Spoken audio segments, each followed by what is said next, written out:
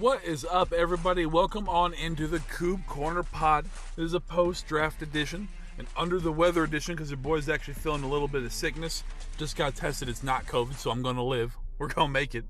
As always, you know me, Coubs713 on Twitter. Coubs Corner pod is the pod page. Per the usual, gotta give my obligatory shout-out to DaTailgate show. Those are my boys. Air Jer, B. Diddy, True Biscuits, and Gravy. True Biscuits, good to see you back on Twitter. It's been a little bit. No deal if you follow them, they follow you. Same with me. We love the interaction, so please give us a shout. I mentioned earlier this is going to be longer than a 10-minute pod. This is a lot of ground to cover here. We've got the draft. We've got UDFAs. We're going to get some of my thoughts. Some breakdown on a couple of players. Look, we're going over. Just be prepared. Hang on for the ride. But let's get it started. Talk about the draft. So, first and foremost, we went to the draft with 6 picks. Came out with 10. How? Ryan Poles traded back. We all expected it. I personally expected it with one of our seconds. Maybe even 71. Move that back. But no. He took later round picks and turned them into even later picks. And also pulled, I believe, a 6th out of 2023. So, not huge losses there. And got good value in the later picks. Let's go ahead and kind of look at the breakdown there. With our 10 picks this year, we came away with 4 offensive linemen, 2 safeties, a cornerback, an edge rusher, a wide receiver, a running back, and of course the all-important punter. Yeah, we drafted a punter, not punting god, a guy who's going to come in and compete. We already got a punter on the books, so he's going to kind of step in and have camp competition. I hope it's nothing like Augusta Silence, but we'll see. But in the good haul. A lot of good talent. I think he came away pretty good on day 1. We'll talk about that. But let's get it in. So day 1, Kyler Gordon. Look, Kyler Gordon's a starting cornerback. It's probably CB2. Depending on how he looks in the pro scheme, he might end up taking over CB1. Sorry, Jalen Johnson. Sorry, JJ fans. This kid's a stud. I have seen tendencies where JJ has kind of faltered here and there. That may be scheme. That may be him being left on an island against top-tier talent. Who knows? We'll see what this new Flus defense will look like. But Kyler Gordon, without a doubt, is seeing majority of the snaps on the field in some starting cornerback position. In college, he played outside and slot, so he's flexible. He can play all over the field. That's excellent. In my opinion, he was probably a top 3 corner in the draft. So I think we got excellent value with him in the 2nd round. It's kind of crazy. I'm going to give you a stat that blew my mind. In 722 pass snaps, 722, not one touchdown allowed. In the Pac-12, which is a big conference with great talent, for the Washington Huskies, not one touchdown in 722 snaps. That is a glove. You are not breaking away from this dude. Big fan of the signing. Their draft, I should say. Didn't really sign him yet. Up next, our second number 2 pick, Jaquan Brisker. Look, when it happened, I was irritated. Because in my head, I had completely hyped up the fact that we were getting a wide receiver in the 2nd, and it was going to be in that kind of that second wave of upper echelon wide receivers. Draft board fell. We had our opportunity. But no. Because the play there was probably George Pickens. Maybe Jalen Tolbert, which I'm a big Jalen Tolbert fan. You guys know that already. But no. We went safety. So I was salty. But then I did some homework on him. This kid is a monster. So of course he's got good size for the position. We all kind of saw that in the draft highlight reel on draft day. He's very aggressive. He covers a lot of field. He can play deep box. He can play deep safety. He also plays box at the same time. But he likes to lay the lumber. Pause. He likes to hit it. Pause again. This guy likes to come up to that line and stick the running back, stick the quarterback if he's on the blitz. He kind of reminds me of the same mentality as Jamal Adams. I'm not saying he is Jamal Adams, but I'm saying his mentality, his aggressiveness, his approach to the game reminds me of that of Jamal Adams, which, let's be honest, as much as I love to roast him, especially with the whole Mooney highlight, the boy's a dog. So if it comes out in that regard, we have a hell of a good thing coming in there, pairing it with Eddie Jackson, who can go back to playing outfield and maybe catching a pop fly here and there. So I think it's a good pairing. Another crazy stat. I actually couldn't find this one when I looked it up, mainly because I didn't put that much effort into it. But it's something I heard on Hogan John, so shout out Hogan John for bringing this out.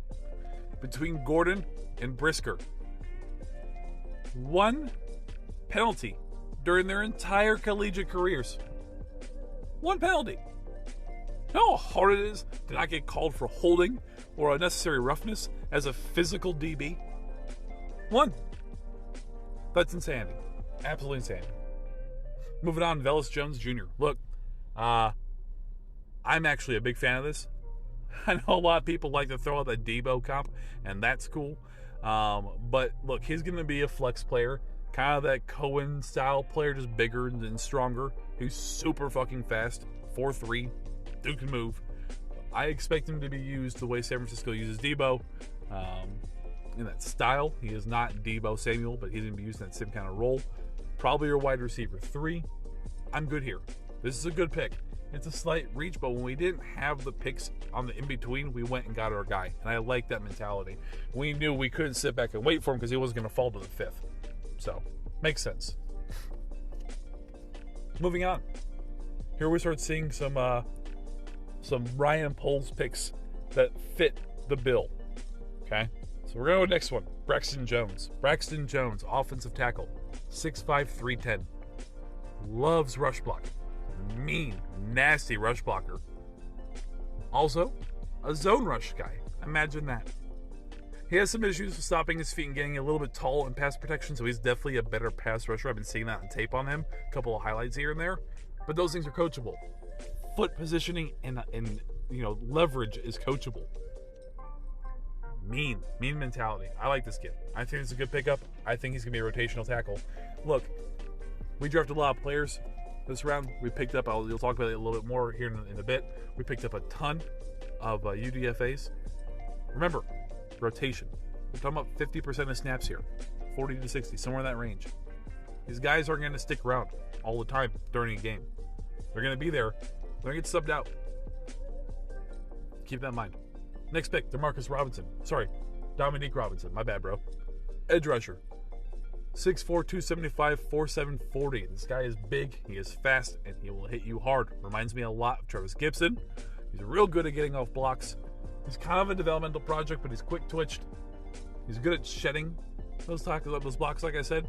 So hand placement is good. Hand-eye coordination is exceptional. And his bend, his flexibility is grade A. I'm a big fan of this guy. I think he's going to be a rotational defensive end for us. He might end up, kind of sitting this year out and learning on the practice squad. But overall, I see him plugging in kind of in the way that we rotated in some of our other defensive players last year as well. You kind of see some of those guys coming in for a play here and there, and eventually their playing time increases. I think that's going to be the case with this guy. Next pick, Zach Thomas. I actually really like this. This is a depth piece. This is kind of that flexible offensive tackle / guard. He played left and right tackle in college. He also played a couple games at right guard. Similar, to Braxton Jones. He's definitely better in the run than in pass. In pass, he tends to overextend a little bit. His arms get out there. And then he lacks a little bit of leverage. He stands a little bit tall. Very similar here. But this, again, depth piece. He's your typical zone blocking offensive lineman. He's lean, athletic. He's not going to sit there and bully somebody from a physical standpoint, but his motor will. And that's what I think they went for here. So, decent pick up there for offensive tackle. Up next, Tristan Ebner. This is a good pick. This is a highly underrated pick. Home run hitter. This guy's got this stout build. I think he's 5'11", over 200 pounds. He takes hits and breaks tackles, runs a legit 4.4. Kind of reminds me of Monty here. I'm a big fan. He's got great hands. He can play slot receiver, which is crazy. He did a little bit in college. So I'm a big fan of this pickup here. When we first drafted him, I was kind of curious because obviously we have Monty, we have Herbert. So I was curious why I went running back here. But the flexibility between RB and slot, I think, is good. I think he's going to kind of fill in that, again, kind of like the Tariq Cohen role, where he's going to be kind of used a little bit here and there all across the field. And if nothing else, it's going to be a hard guy to practice against. So he's good for scout team too. So certainly no upsets there. But yeah, good pick. Next one, my homer pick. Doug Kramer. I'm from Champaign, Illinois. I can't say from. I lived there for a long time. From Chicago. But lived in Champaign for a long time. Followed the Fighting Illini pretty much my entire collegiate fan life. So I was a big fan of seeing a hometown kid come home. Very, very, very smooth offensive lineman. I watched him a lot in college, and I was always a big fan of his play. His anchor points are sick. He gets his feet in that dirt, and he doesn't surrender. He's great in pass protection. One thing I think that Poles saw a lot on his tape, which kind of went unnoticed, he plays beyond the whistle. He's got a mean streak in him, like a lot of these Poles guys do, but his motor continues to run. Similar concept again, zone blocking build for an offensive lineman. Lean, athletic, not going to be that 6'5", 400-pound dude. But he's going to be able to kind of like Kyle Long to manhandle you a little bit. And when you try to get through on pass pro, you're not. He's set in. His center point is so good. His center of gravity is so low. It's amazing. You watch film on him. Watch film on the way that he steps back, those 2-3 steps, and sets. Excellent. Excellent. Next offensive lineman we took, if you notice we had a run on offensive line. His depth, Ja'Tyre Carter. It's going to be a guard probably, but my guess. He's an absolute athlete, but he's very, very, very much so a developmental project. Needs the time to kind of work on his tools. He hasn't been offensive lineman for a long time, so he can be a little bit predictable with his moves. He has kind of his core suite of techniques and sticks to them. In the NFL, they'll get you eaten alive. So one of his biggest pros, though, is his twitch. His instinct off the ball. He's quick off the ball, and he hits you right in the freaking chest. So I think that's kind of where Poles was seeing his instinct, the things you can't really coach, is there. Now it's about technique, hand placement, things like that. How to counteract a swim, a rip, whatever. So I like him for a good rotational piece. I think that this guy's going to be depth. Ultimately, probably a practice squad guy. I don't know if we'll ever really see him, but who knows? I mean, for the love of God, we saw Charles Leno, right? So who knows? Next up, Elijah Hicks. This, to me, is the sleeper in our late round picks. I was stunned that he fell so far. I actually had forgotten about him, to be honest with you, because it was so late in the draft. I figured he'd just been picked up, but at 254, he was available. That's nuts. Safety. This guy is a head hunter. This is an old school football player. He loves to hit people. Loves it. He's got good instincts that'll cause pass breakups, but he's got that see ball, get ball mentality. If it's in your arms, he's hitting you trying to break it free. If it's in the air, his pursuit angles are legit. Good safety, good pickup. I'm a big fan of this one. And like I mentioned, we got a punter, Trenton Gill. Okay, sure. Go kick a ball, dude. Whatever. From what I've been reading on him, because I watched no tape on him, because I don't watch tape on punters, has some inconsistencies, apparently, in his distance. But averages out about 45 yards per punt. Not terrible, not great. It's kind of right there in the middle. We need somebody. I mean, ours went to Green Bay, so I get it. He'll compete in camp. So that's the draft picks. Let's talk about UDFAs a little bit here. UDFAs. So far, as of May 2nd, we had 37. 37 signed to camp. So, yeah, when Poles said we'd be aggressive in UDFA, here we are. 6 of those 37 are wide receivers. So there's your plan. Look, we went online heavy in the draft because it was, and I hate using this phrase, best player available, but it really was. When you look at our draft, you saw that Poles pretty much had 2 lists. Had a stack rank of everybody, and he had a positional rank. Early on, he went cornerback and safety because, in my opinion, Kyler Gordon and Jaquan Brisker could have been first-round talents. They just fell a little bit, is what it is. So, big fan of those moves, like I said earlier. But when we got to UDFAs, he's okay, now I need to address my actual holes. I have lots of holes I have to fill. And he's already flat man. He's not fixing this in 1 year. Common sense, no kidding. But he wanted to go out there and at least pick up some talent to compete at different positions.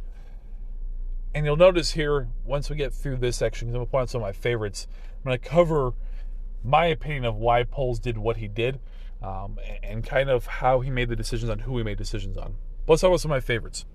Number 1, if you follow me, you already know.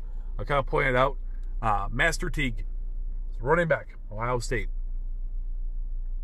Just Google him. The first image that points out is him running a 40, shirtless. This guy is built like a Greek freaking god. 5'11", 221, 4'4", 40. So swift, good change of direction, great athlete. Matter of fact, Bruce Feldman, it comes out every year with a freak of the draft list. He was number 19. So there's something there. Big fan of him. I think he'll actually make it to the roster. I really do. Having him on the roster, to me, means we're likely not keeping Monty. People are going to be mad about me for saying that. I'm not going to get shit on Twitter for this. You don't have to pay a running back in this NFL. You don't. I love Monty. I absolutely love him. But you do not have to give a running back a second contract, especially when he's been your workhorse.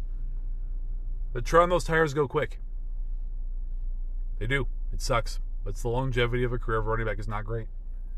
So when you draft somebody like this, when you actually pick him up as a free agent with the actual talent he has, I could see him sliding up the ranks and kind of maybe displacing Monty.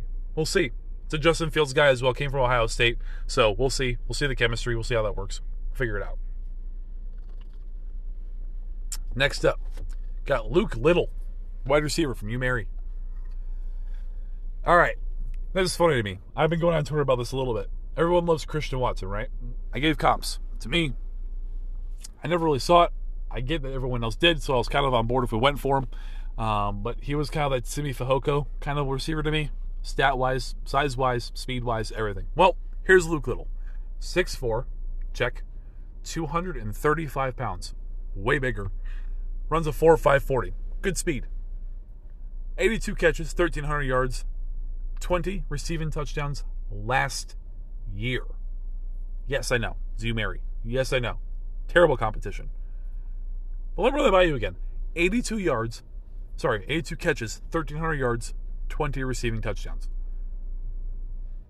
Sounds like Christian Watson with hands to me. So I'm a fan. I think he's going to be a sleeper to actually break camp and make it to the roster. Next up, Josh Black, defensive tackle, Syracuse. 6'3", 290. Pretty much identical to Bilal Nichols. In the NFL, he projects to be a 3-tech. So obviously we needed that. We need some depth there. High motor. From what I watched in the very limited clips on him, and from what I've been reading from other scouting reports, kind of lines up. From what I could tell on every play, it's almost like he predicts the snap. He doesn't move when the ball snaps, but his timing is excellent. So he's quite explosive off of the ball movement. He always gets there quicker than most people, I guess. And by doing that, he stays low. His pad levels are sick. He gets leverage immediately, which kind of helps because when he's 290 at a 3-tech, you're going up against 350-pound guards. It makes sense that he has to maintain leverage and be good at that in order to really penetrate. So I see him being a good rotational 3-tech, maybe practice squad, but I see him making it as well. And then, one last favorite.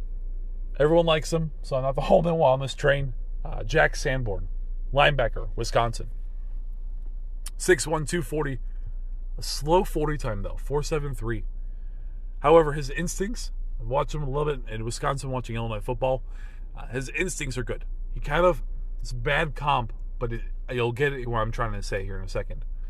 Paul Posluszny. Yes, I know Paul was a middle linebacker. Yes, I know they tried to slide him to Sam and he was terrible. I get it. This guy is going to be your true Sam linebacker for us. But his instincts, he's smart. He diagnoses the play almost like a quarterback on the other side of the play, which is what you need for a middle linebacker, but he has it as a Sam. He's going to be a rotational guy. I don't see him getting a lot of snaps. I think he's going to be a special teamer. But if he does happen to get in the game, from what I saw him in Wisconsin, he's amazing at shutting the initial blocker. So second-level guys are going to really kind of have a hard time putting their hands on him and staying on him. And if he hits somebody in the hole, he has amazing point of contact strength. He stops the runner dead in their freaking tracks. So big fan of that one as well. I think it's underrated. I know a lot of people are calling back for Alec Ogletree. I think this could actually take the place of Alec for us in that rotational linebacker piece. So there's that. All right, so what do I think of all this? So let me start with this. When Poles first got here, he addressed exactly what he was looking for. Now, I'm talking about probably his first presser. He talked about muscle makeup, which I can't ever forget that because I've never heard a GM talk about that. He has a certain muscle density that he looks for. Well, look at Master Teague. That's a no freaking brainer to me. I mean, Jesus. So, pay attention to some of these guys here. They're leaner guys. They're muscular if they're skill players. If they're offensive tackles or offensive guards, they're zone scheme. So they're leaner. They're faster. Their lateral movements are quicker. Every offensive lineman pretty much fits this. The only one that kind of stands out to me from that is Braxton Jones. He's a big cat, 6'5", 310. But his speed makes up for it. And he played in zone, so it makes sense. He likes guys who have to battle for where they are. I mean, look at our draft picks. Even Brisker. Brisker started off in JUCO before he moved over. Velus. Velus is in 2 schools. By the way, he was all conference at both schools. So people, shitting on this dude, he got voted all conference in both conferences that he was in. So, come on now. Thomas. I mean, look at Thomas. Played where he needed to make snaps. Come in left tackle. Right tackle. I'll play guard. I'll do what you need, coach. That mentality. Battle for where you want to be. Have that intensity. Have that purpose in your game. That's what he goes for. So, yeah, tenacity, high motor, mean streak. Describes every offensive tackle. Describes skill players. It's exactly what he's going for. He drafted and signed UDFAs the same way. I look at guys that Flus wants. Flus is a defensive-minded coach, right? So he wants guys who want the ball. He wants guys who are going to run to the ball, whether it's in the air or in the arms of somebody. You got that in Brisker or Gordon. Talk about Getsy. He's a Shanahan guy. Run-based West Coast offense. You want comps for that? Look at the 49ers. Kyle Shanahan. Think of Atlanta. Smith was under Matt LaFleur. People don't realize that, but he was. And Mike LaFleur came from Mike Shanahan. So if you look at that, 49ers have Debo. Atlanta, they got CP Flash. Getsy just got Velus. Pattern. And one last thing about Velus before I let you guys go. People hate the pick. They think that it was a reach. They think there was other opportunities. We could have gotten this player or that player. Poles came out and said, in the actual scouting process, he brought JF1 in. So who do you want to play with? Let's watch this tape. Let's analyze this film. Let's make notes. Who are you excited about? Guess what? We drafted Velus. That means he was on the short list. We drafted him with the 3rd pick. We didn't trade back. We could have traded back. That 71 spot could have gotten some pretty good return. But no, we kept it. Why? Because we wanted Velus. Why? It's an offensive weapon for Justin Fields. Why is that important? Justin Fields was in the room scouting for offensive weapons for himself. Just saying. Got to add the pieces together here. So all in all, I won't grade the draft because I'm not that guy. But I do think it was solid. I think we addressed a lot of needs. I think we got a lot of depth in places that we needed depth. We still have holes. There are still holes. But guess what? Unlike popular opinion, we are just now starting wave 3 of free agency. This comp pick situation ends tomorrow at 4 p.m. Eastern time, at least. There's going to be guys who come off the board. There's a ton of vets still available at offensive line, at wide receiver. Whatever hole you want to plug in, you have the opportunity here in the 3rd wave. There's also going to be a 4th wave as well. Those post-June 1 cuts. It's another wave of free agency. So hold your horses. I know everyone gets excited. Everyone wants immediate satisfaction. They want the big, flashy names. I get it. Guys, May 2nd. We've got at least 3.5 more months, probably closer to 4 at this point, for an actual game to be played. So let's give it a rest. Thank you all for checking me out today. I know we went long, 24 minutes, the longest pod. This probably won't happen again unless there's another draft, which, that may or may not happen next year. So we'll see. Otherwise, you know the deal. Follow me on Twitter. Follow my guys at Twitter. We love you. Thank you. Thank you for dealing with my crazy voice during the sickness. I appreciate you. Y'all have a great day. Y'all have a great week. As always, stay blessed. Peace.